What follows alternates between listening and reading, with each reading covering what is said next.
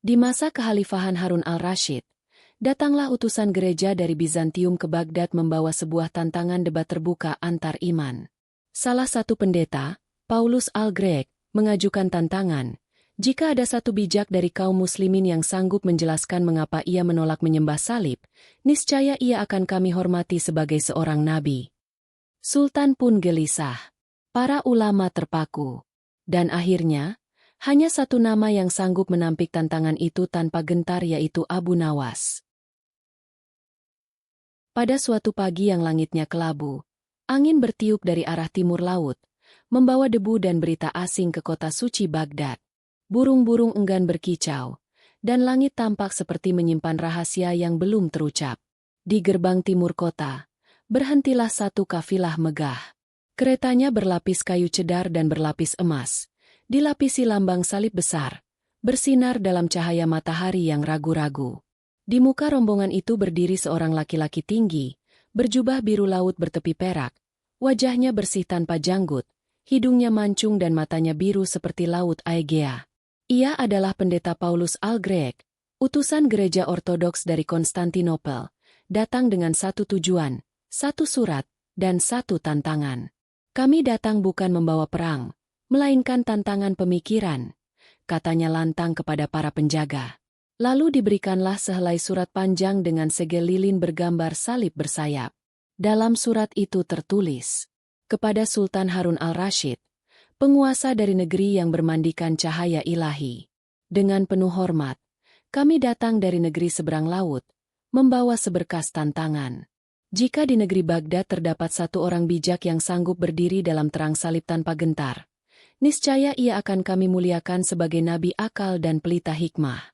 Namun, jika tiada seorang pun yang berani menjawab, hendaklah kalian diam dalam bayang-bayang kesangsian. Tertanda, Paulus al-Grek, atas nama Sinode Timur. Maka gegerlah seantero Baghdad. Kabar itu menyebar laksana api menyambar jerami.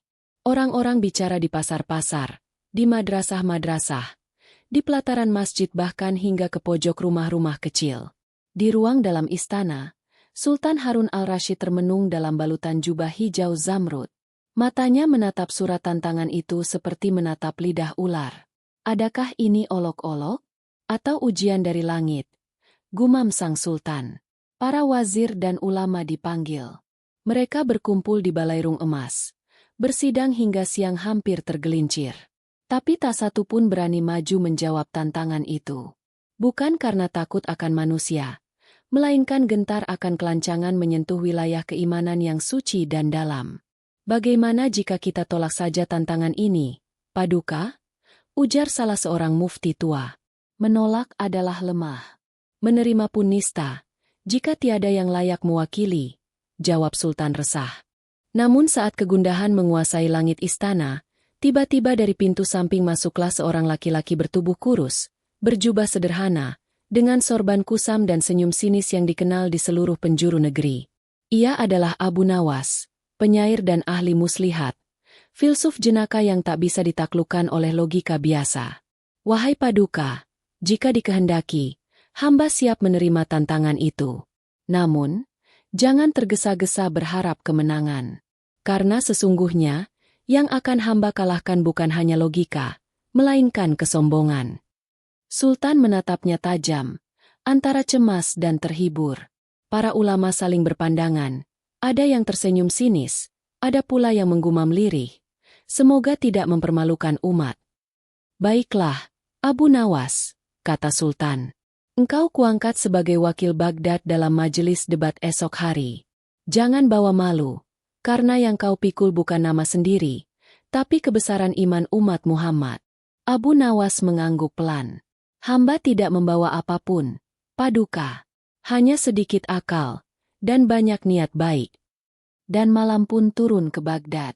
Di kejauhan, salib emas di tenda para pendeta memantulkan cahaya bulan, seakan sedang bersiap menantang mentari. Sementara itu, Abu Nawas duduk di atas sajadah tuanya, menatap langit, dan tertawa kecil. Besok, mereka akan kubuat bingung. Bukan karena hamba ingin menang, tetapi karena mereka terlalu yakin telah benar. Pagi hari menyingsing pelan di atas kubah-kubah Baghdad. Burung merpati terbang dari menara masjid, dan angin membawa bisik-bisik rakyat yang menanti harap. Apakah Abu Nawas benar-benar sanggup menjawab tantangan dari negeri salib? Di dalam istana, Sultan Harun al-Rashid tak seperti biasa. Ia berputar-putar di taman.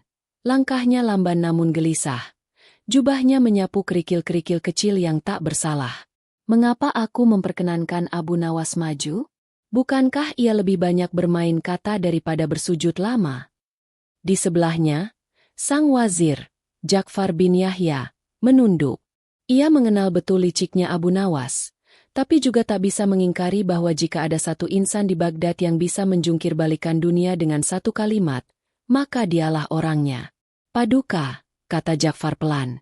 Bila yang Paduka cari adalah orang yang patuh, maka pilihlah ulama. Tapi bila yang Paduka butuhkan adalah seorang yang bisa menjawab dengan akal waras melawan pedang kata-kata, maka tiada lain kecuali Abu Nawas. Sultan terdiam. Namun Ja'far, ini bukan semata soal kata. Ini soal iman. Soal akidah. Jika ia terpeleset walau satu huruf saja, bisa tergelincir seluruh kaum. Maka perintahkan padanya, Paduka, agar hati tetap lurus, walau lidahnya akan menari seperti biasa. Sementara itu, di sisi kota Baghdad yang sunyi, di sebuah rumah mungil bercat putih gading, duduklah Abu Nawas di beranda rumahnya. Ia memandang langit seperti memandang pertanyaan yang tak ada jawaban pastinya. Di pangkuannya tergolek sebilah tongkat tua dari kayu zaitun. Tongkat itu biasa ia bawa bila hendak menantang dunia. Di depannya duduk sahabat lamanya, Imran si penjual kitab. Wajahnya cemas tapi ingin tahu. Wahai Abu Nawas, benarkah engkau hendak menerima tantangan menyembah salib? Bagaimana jika mereka menganggapmu murtad sebelum kau selesai menjelaskan niat? Abu Nawas tersenyum miring. Imran, orang-orang lebih cepat menuduh daripada memahami. Tapi biarlah. Hamba tidak mencari nama baik. Hamba hanya ingin agar kebenaran tidak malu berdiri. Tapi, apakah engkau punya jawaban? Belum, jawab Abu Nawas sambil tertawa lirih. Tapi kadang, jawaban yang terbaik datang bukan dari hafalan, melainkan dari kejadian. Siang itu, utusan dari istana datang. Ia membawa jubah hitam dengan sulaman benang emas. Di bagian dadanya, terjahit dengan tangan kaligrafi, Al-Haq el-Yuhzalu, kebenaran takkan terkalahkan. Itu adalah pakaian kehormatan. Abu Nawas harus mengenakannya saat maju ke hadapan majelis esok pagi. Namun malam itu, istana kembali gelisah. Sultan duduk di ruang pribadinya, hanya ditemani Ja'far dan secawan air zam-zam. Ja'far, bisiknya. Bagaimana bila Abu Nawas mempermainkan para pendeta itu dengan kata-kata penuh teka-teki? Apa yang akan terjadi bila para utusan merasa dihina? Ja'far menjawab perlahan. Paduka, bukankah dahulu ketika Fir'aun datang dengan sihir, Musa datang dengan tongkat? Bila kini mereka datang dengan salib, biarlah Abu Nawas datang dengan akal. Lidahnya tajam, tapi hatinya belum pernah sekalipun mengingkari Tuhan. Sultan termenung, dan pada akhirnya ia berkata, maka esok pagi, biarlah sejarah mencatat, bahwa di Baghdad pernah berdiri seorang cendekia, bernama Abu Nawas, yang menjawab tantangan dunia bukan dengan pedang, tetapi dengan hikmah yang lembut dan tawa yang tak bisa dipatahkan. Fajar mulai beringsut. Di kejauhan, denting lonceng gereja Bizantium di tenda para pendeta terdengar samar, bersahutan dengan azan subuh dari menara masjid. Esok adalah hari debat. Hari ketika salib ditantang oleh lidah seorang penyair miskin yang tak punya senjata selain pikiran. Hari itu, mentari bangkit perlahan dari balik bukit, seakan segan menyaksikan pertarungan akal dan keyakinan yang akan mengguncang jantung Baghdad. Lapangan Al-Munadharah, sebuah tempat di mana raja-raja biasa menguji pedang, hari ini dipasangi mimbar tinggi dari marmer putih, dan 2 kursi kehormatan, satu untuk pendeta agung dari Bizantium, dan satu untuk wakil negeri Islam, yakni Abu Nawas. Rakyat telah berkumpul sejak subuh. Ada yang berdiri di atas genteng rumah, ada yang bergelayut di menara, ada pula yang duduk bersila di pelataran. Wajah-wajah tegang, penasaran, bercampur ragu. Tak sedikit yang berbisik. Sungguh, ini bukan pekerjaan orang biasa. Menghadapi salib di hadapan halayak, bukan saja nyawa, tapi akidah bisa tergelincir. Tiba waktunya. Sultan Harun al-Rashid hadir dengan seluruh pengawalnya.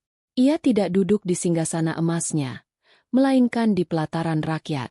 Sebuah isyarat bahwa hari ini, ia bukan raja, melainkan saksi. Dan muncullah dua tokoh yang ditunggu. Dari sisi kiri, Pendeta Paulus Al-Greg berjalan penuh wibawa, membawa salib emas sebesar lengan, bertatahkan batu permata merah delima dan safir. Ia berdiri di tengah mimbar, lalu berkata dengan suara lantang, "Wahai rakyat Baghdad, hari ini bukan hari peperangan, tetapi ujian terhadap kebenaran.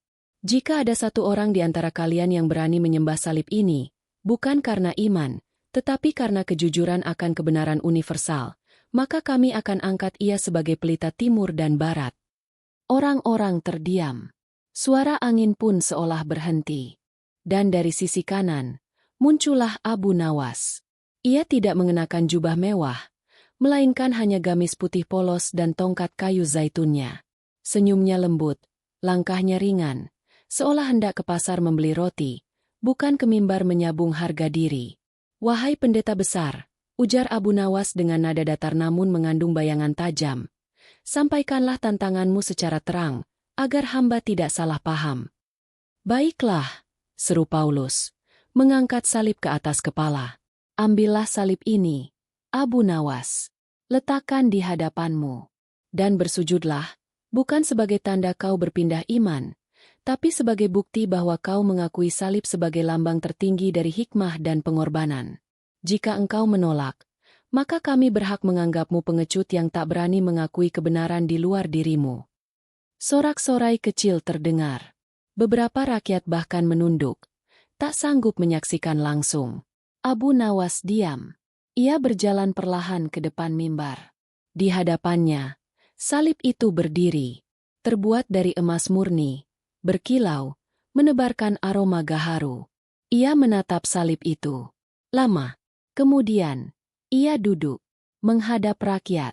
"Wahai sekalian hadirin," ucapnya, "apa yang diminta oleh pendeta ini adalah agar aku bersujud pada sebuah benda, bukan dalam rangka ibadah," katanya, "tapi sebagai pengakuan terhadap nilai yang dikandungnya. Maka izinkan aku bertanya, bukankah jika aku bersujud hari ini, meskipun katanya bukan menyembah, maka akan muncul ribuan lidah besok yang berkata, 'Abu Nawas sujud di hadapan salib'?" Orang-orang mulai saling berpandangan. Abu Nawas melanjutkan, "Dan bukankah itu sama saja dengan menipu diri sendiri? Bersujud tanpa iman, demi pengakuan orang lain? Apakah itu yang dinamakan kebenaran?" Pendeta Paulus hendak menyela, tapi Abu Nawas mengangkat tangannya tenang. "Engkau datang dari jauh, membawa lambang. Aku menyambutmu dengan akal. Tapi jika engkau menganggap kebenaran hanya tampak dari lutut yang menyentuh tanah, bukan dari hati yang mengenal Tuhan, maka izinkan aku berkata, lutut bisa tertipu, hati tidak." Suasana hening. Sangat hening. "Dan ketahuilah," ujar Abu Nawas, kini berdiri tegak, "salib ini mungkin lambang kemuliaan bagimu. Tapi bagiku, kemuliaan tidak terletak pada bentuk, melainkan pada makna. Aku menghormati pengorbanan, aku mengenal kasih, tapi aku tidak menyembah benda, aku menyembah Tuhan yang tidak berbentuk." Sang pendeta terdiam. Ia menatap Abu Nawas, yang kini berdiri tanpa gentar di hadapan salib, tanpa sujud, tapi juga tanpa celah. "Kau tidak menyentuhnya, tapi kau juga tidak menghina. Karena aku tidak datang untuk menang, tapi untuk menunjukkan bahwa iman bisa kukuh tanpa harus merendahkan." Dan rakyat pun bersorak. Tak karena Abu Nawas menang, tapi karena mereka melihat kebenaran yang berdiri, bukan dari tindakan kosong, melainkan dari hikmah yang menyala dalam kalimat yang sederhana. Sultan Harun al-Rashid berdiri. Ia menitikkan air mata, bukan karena terharu semata, tapi karena merasa diselamatkan dari kekalahan dan dari kesombongan. Namun kisah ini belum berakhir. Pendeta Paulus belum menyerah. Ia membawa kitab-kitab tua dari Yunani dan berkata, "Kalau begitu, mari kita berbicara lewat teks. Mari kita ukur imanmu lewat kitab dan logika." Dan Abu Nawas hanya tersenyum, memutar tongkatnya perlahan. "Baik, Paulus. Jika engkau ingin bermain di wilayah kata-kata, bersiaplah untuk dibalikan oleh logika yang kau sangka milikmu sendiri." Setelah keheningan yang panjang, setelah debat hati yang terjaga, kini tibalah giliran lidah untuk berbicara dan pena untuk mengguncang. Pendeta Paulus Algreg berdiri sambil membuka gulungan kitab tua bertuliskan bahasa Yunani kuno dan Latin. Tinta-tinta tua itu masih terjaga, namun maknanya telah lama dipelintir waktu dan kekuasaan. Ia menatap Abu Nawas, dan dengan nada menantang berkata, "Engkau berkata bahwa iman tidak perlu bersujud pada benda. Baik, maka izinkan aku bertanya. Bukankah dalam kitab kalian tertulis bahwa Nabi Isa adalah Ruh Allah dan kalimatnya? Maka tidakkah pantas salib, sebagai lambang pengorbanannya, dimuliakan?" Orang-orang mulai berbisik. Ini bukan sekadar debat biasa. Ini menyentuh dasar keimanan. Bahkan para ulama di sisi sultan mulai menggenggam jubah mereka erat-erat. Namun Abu Nawas tetap tenang. Ia mengangguk sopan, lalu berdiri sambil menghadap pendeta dan rakyat yang menyimak. "Wahai pendeta Paulus, izinkan aku bertanya sebelum menjawab. Apakah engkau percaya bahwa yang suci tidak boleh dihina?" "Tentu," jawab Paulus. "Itu mutlak." "Dan engkau percaya bahwa Tuhan itu maha hidup dan tidak mati?" "Sudah pasti. Kalau mati, bukan Tuhan namanya." Abu Nawas tersenyum. "Maka, bagaimana mungkin engkau menyembah Tuhan yang kau katakan disalib dan wafat di tiang kayu? Lalu engkau muliakan alat pembunuh itu seolah itu kemuliaan." Para hadirin mulai gemuruh. Pendeta Paulus hendak menjawab, namun Abu Nawas melanjutkan, suaranya tajam namun beradab. "Jika salib adalah lambang kemuliaan karena Nabi Isa disalib di atasnya, maka dengan logika yang sama, orang yang dibunuh dengan pedang harus dimuliakan pedangnya. Maka mengapa engkau tidak menyembah belati yang membunuh sahabat-sahabatmu? Atau tali gantungan yang mengakhiri hidup para martirmu?" Pendeta Paulus tampak terdiam. Keringat mulai menetes di pelipisnya. Abu Nawas kembali berkata, "Kami pun mengakui Isa bin Maryam sebagai Nabi Agung, suci, dan penuh hikmah. Tapi kami tidak meletakkan kesuciannya pada tiang kayu yang penuh luka, melainkan pada cahaya ajarannya yang tak mati. Maka, kemuliaannya tidak tergantung pada salib, melainkan pada langit yang mengangkatnya. Dan engkau mengira kami tak mengenal kasih, hanya karena kami tak bersujud pada kayu emas." Abu Nawas mengambil tongkatnya, menunjuk ke arah langit.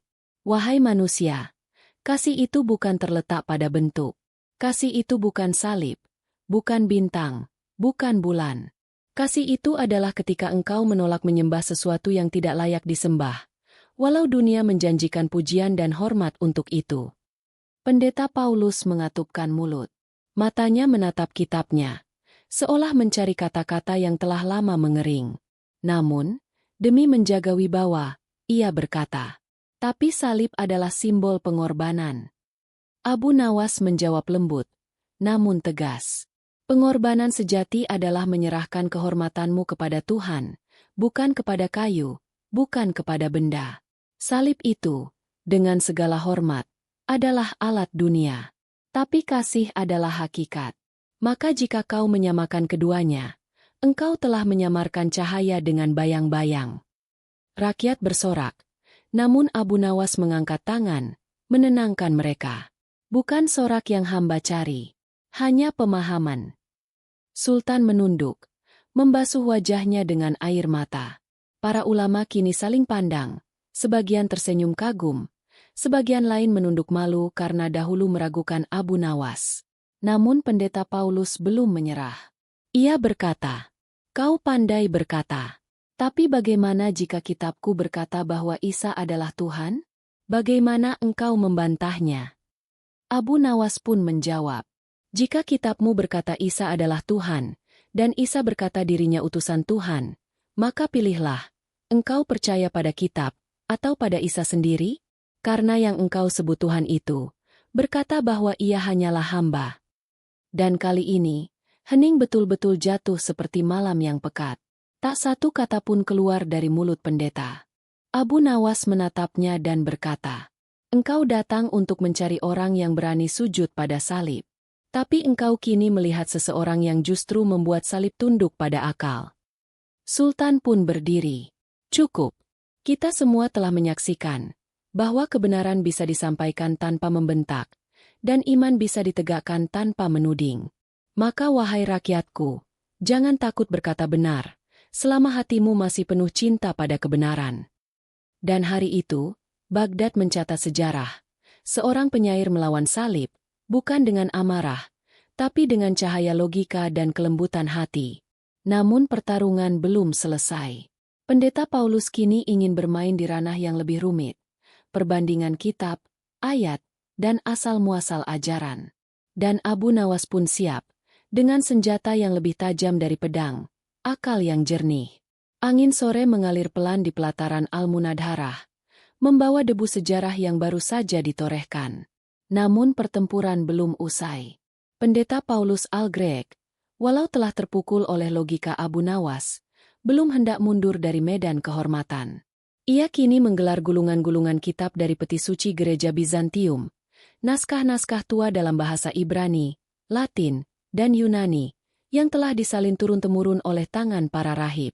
"Jika akalmu kuat," katanya pada Abu Nawas, "maka mari kita uji bukan hanya logikamu, tapi pengetahuanmu tentang kitab-kitab para nabi." Abu Nawas menatap pendeta itu lekat-lekat. Dengan suara pelan, ia bertanya, "Kitab yang mana hendak engkau buka lebih dahulu?" "Taurat," jawab Paulus, "sebab Musa lebih dahulu dari Isa. Dan dalam Taurat, kebenaran pertama diwartakan." Maka dibukalah kitab Kejadian. Paulus membacakan ayat tentang penciptaan manusia menurut rupa Tuhan. Ia berkata, "Bukankah engkau melihat, Abu Nawas? Manusia diciptakan menurut rupa Tuhan. Maka, bukankah Isa, yang hidup sebagai manusia, adalah pengejawantahan Tuhan itu sendiri?" Abu Nawas mengangguk pelan. Benar adanya bahwa manusia diciptakan menurut kehendak dan citra kebaikan Tuhan. Namun apakah engkau mengira bahwa rupa berarti tubuh? Apakah engkau menyangka Tuhan punya mata, telinga, dan tangan sebagaimana makhluk? Paulus menjawab, "Bukan secara harfiah, tetapi secara mulia." "Jika begitu," kata Abu Nawas, "mengapa engkau menuhankan tubuh Isa? Bukankah itu justru menjatuhkan kemuliaan Tuhan ke dalam batas daging?" Pendeta tampak sedikit gusar. Ia beralih ke kitab Injil Yohanes, lalu membaca. "Pada mulanya adalah Firman, dan Firman itu bersama-sama dengan Allah, dan Firman itu adalah Allah." Maka bukankah Isa, sebagai Firman, adalah Tuhan sendiri? Abu Nawas tersenyum. "Wahai pendeta, izinkan aku bertanya, adakah Firman bisa berdiri sendiri tanpa yang mengucapkan?" "Tentu tidak. Jika begitu, Firman bukan Tuhan, ia hanya milik Tuhan. Maka Firman bukan untuk disembah, tetapi untuk didengar. Dan Isa, sebagai Firman, adalah utusan, bukan sang sumber." Terdengar desah kagum dari rakyat.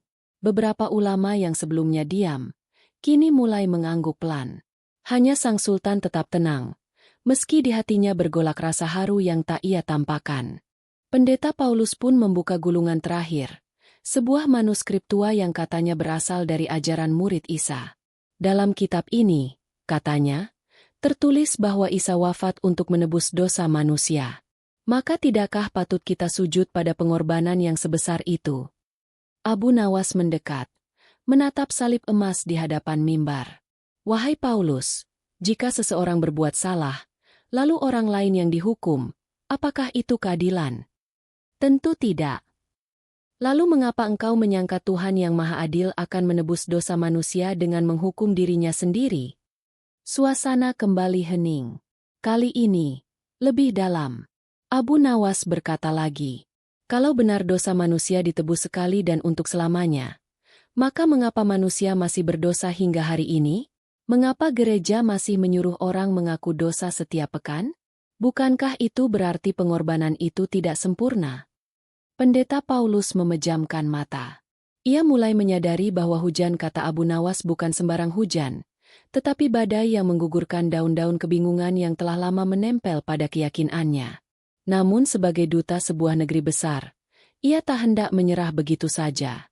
Engkau pandai mematahkan argumen, wahai Abu Nawas. Tapi apakah engkau bisa menjawab dengan kiasan yang membekas, bukan sekadar bantahan? Abu Nawas memutar tongkat kayunya, lalu tersenyum kecil. Jika kiasan yang kau minta, maka kiasan akan kau dapat. Ia berdiri di tengah mimbar, dan berseru. Bayangkan seekor burung yang menolak minum dari kolam bening, karena kolam itu memantulkan bayangannya sendiri dan ia menyangka itu musuhnya.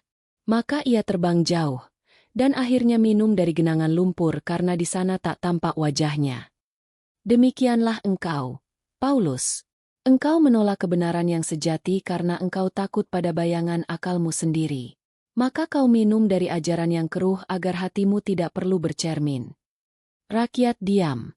Tapi bukan diam yang hampa, melainkan diam dari perenungan yang dalam. Sultan menoleh ke Ja'far bin Yahya dan berbisik. Tiada lagi yang perlu ditambahkan, bukan? Kecuali satu hal, jawab Ja'far. Bahwa kita telah belajar lebih banyak hari ini dari seorang penyair miskin, dibanding 1000 khutbah yang panjang.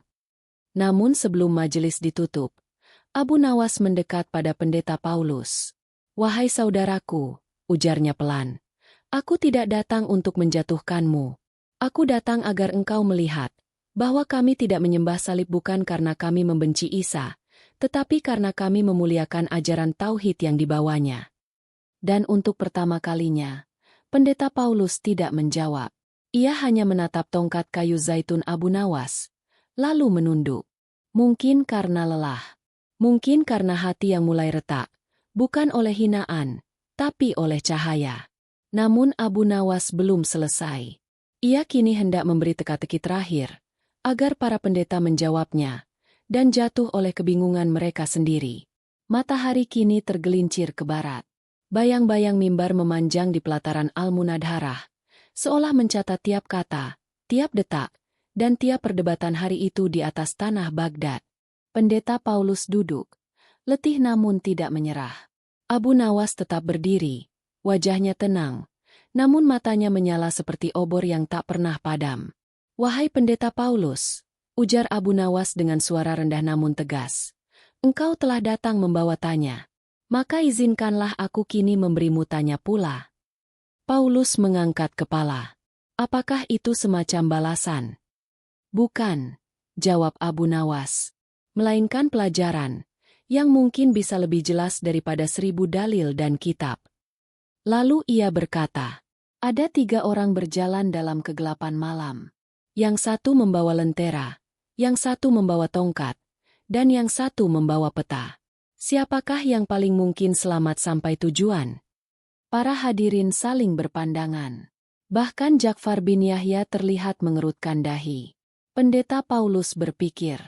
Lalu ia menjawab, yang membawa lentera, karena ia bisa melihat jalan. Abu Nawas menggeleng pelan.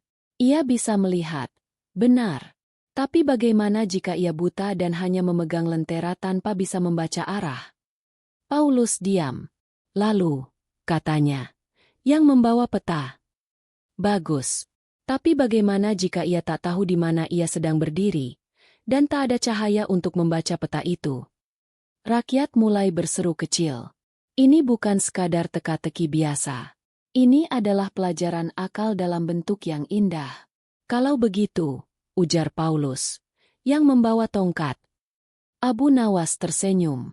Dan jika ia tak tahu arah, hanya bisa meraba-raba, bukankah ia akan berputar-putar dalam gelap selamanya? Pendeta itu mulai gusar. Lalu siapa yang selamat?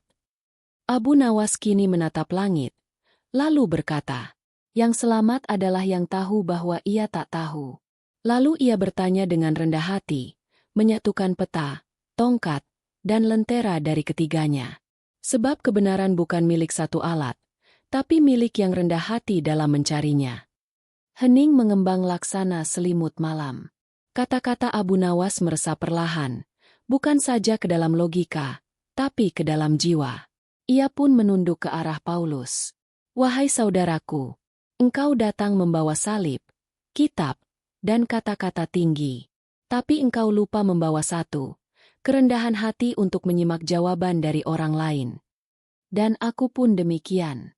Maka marilah kita akhiri bukan dengan siapa menang, tapi siapa yang mau pulang dengan hati yang lebih bersih. Tiba-tiba, Pendeta Paulus berdiri. Wajahnya pucat, namun mata birunya basah. Wahai Abu Nawas, katanya lirih, engkau telah membuatku diam. Bukan karena takut, tapi karena aku melihat bahwa engkau bukan datang untuk menjatuhkan, tetapi untuk mengangkat. Ia pun meletakkan salib emasnya ke tanah, dan berkata, salib ini tidak kubuang. Tapi kini aku tahu bahwa kayu dan emas bukanlah penentu keagungan Tuhan. Engkau benar, Tuhan tidak perlu bentuk untuk disembah. Dan orang-orang pun terdiam. Bukan karena mereka terkejut, tapi karena mereka menyaksikan sesuatu yang jarang hadir di muka bumi, seorang musuh yang kalah dengan mulia, dan seorang pemenang yang menang tanpa congkak. Sultan Harun al-Rashid berdiri. Air matanya menetes tak tertahan. Wahai Abu Nawas, engkau telah menyelamatkan kehormatan umat, dan sekaligus menunjukkan bahwa iman sejati bukanlah kemarahan, melainkan keteguhan dalam kasih dan kecerdasan. Tapi Abu Nawas hanya tersenyum kecil, menatap salib di tanah, lalu berkata, hamba tak menang. Hamba hanya menolak untuk kalah oleh kebodohan. Namun sebelum majelis bubar, Sultan memanggil Abu Nawas ke sisinya. Wahai Abu Nawas, katanya, engkau belum menjawab satu hal. Apa itu, Paduka? Seandainya pendeta itu bersikeras meminta engkau bersujud, walau demi damai, apakah engkau akan melakukannya? Abu Nawas menatap Sultan dalam-dalam. Hamba akan bersujud, hanya kepada yang menciptakan cahaya dan kegelapan. Selain itu, tidak. Dan itulah jawaban sejati dari Abu Nawas. Sebuah sikap yang akan disampaikan esok hari di akhir majelis, bukan dalam bentuk pernyataan, tetapi dalam perbuatan. Karena esok, Abu Nawas akan melakukan satu hal mengejutkan di hadapan semua orang, dan akan membuka rahasia mengapa ia benar-benar tidak menyentuh salib itu. Fajar terakhir menyingsing di atas langit Baghdad. Rakyat kembali memadati pelataran Al-Munadharah, bukan lagi dengan wajah cemas, melainkan penuh rasa ingin tahu. Hari ini bukan hari debat. Hari ini adalah penutupan. Dan semua orang ingin tahu, mengapa Abu Nawas benar-benar menolak sujud di hadapan salib, meski ia bisa menghindarinya dengan alasan retoris, atau hanya berpura-pura.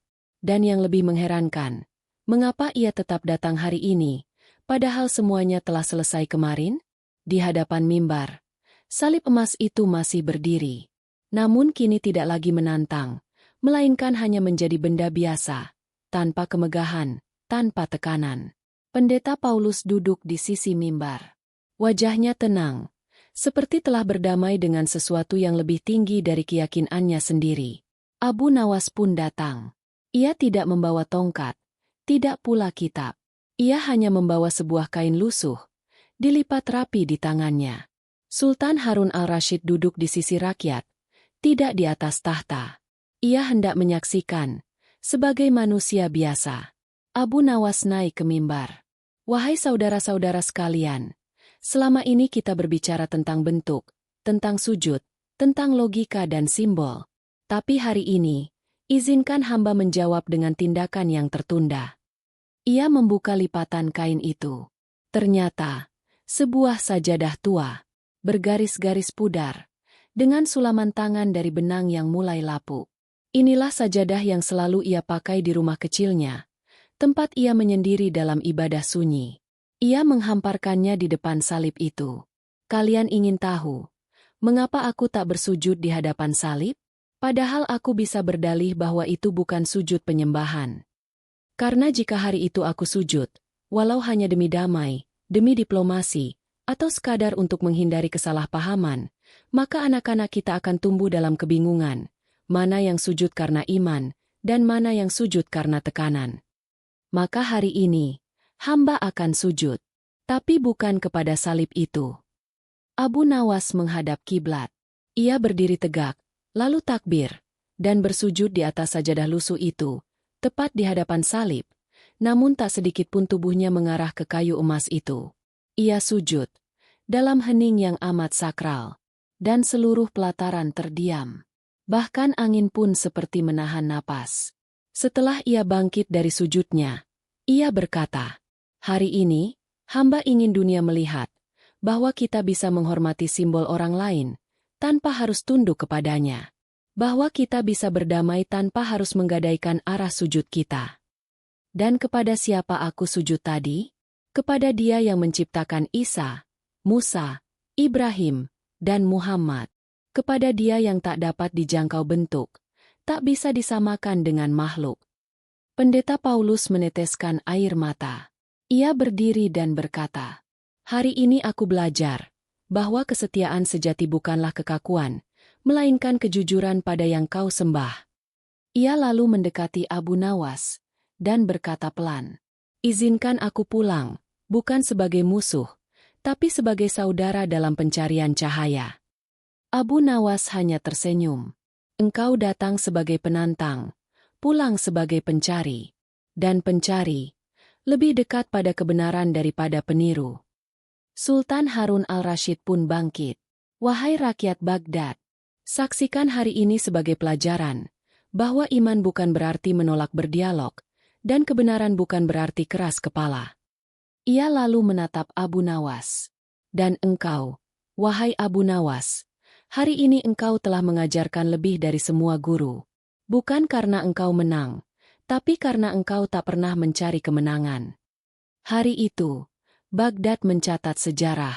Bukan karena perang, bukan karena panji, bukan karena darah, tetapi karena seorang lelaki miskin dengan sajadah tua telah menunjukkan bahwa sujud yang ditunda lebih mulia daripada sujud yang dipaksakan. Dan dari lidah yang lembut itu, lahirlah hikmah yang tak terkira. Jangan kau tundukkan kepalamu kepada siapapun, kecuali kepada Dia yang menciptakan langit dan bumi tanpa perlu penopang.